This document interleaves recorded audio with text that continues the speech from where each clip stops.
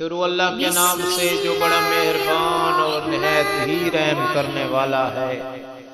حضرت محمد مصطفیٰ صلی اللہ علیہ وآلہ وسلم کی خدمت اقدس میں سائل نے عرض کی کہ اے نبی اللہ، شیطان رجیم کے شر سے ہم کیسے محفوظ رہ سکتے ہیں؟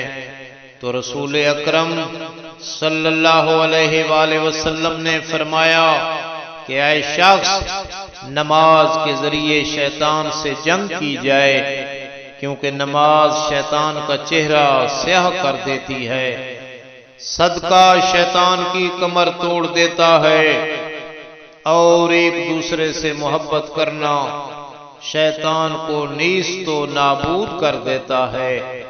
پھر آپ صلی اللہ علیہ وآلہ وسلم نے فرمایا، اگر آپ یہ اعمال سر انجام دیں گے تو شیطان تم سے مشرق و مغرب کے فاصلہ کے برابر دور چلا جائے گا۔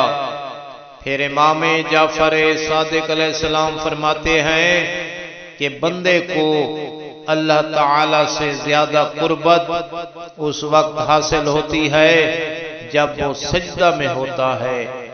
قرآن مجید میں ارشاد رب العزت ہوتا ہے کہ سجدہ کر اور قرب الہی حاصل کر لے۔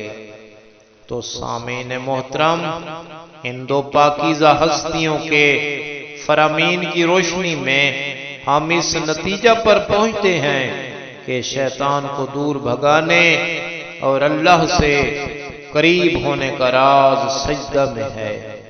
آخر میں میری یہ دعا ہے کہ اللہ ہمیں صراط مستقیم پر قائم رہنے کی توفیق عطا فرما۔ محترم سامعین، اگر آپ کو ہماری یہ ویڈیو اچھی لگے تو لائک کریں، شیئر کریں اور ہمارے چینل کو سبسکرائب کریں۔ کروڑوں درود و سلام ہوں محمد و آل محمد علیہ السلام پر۔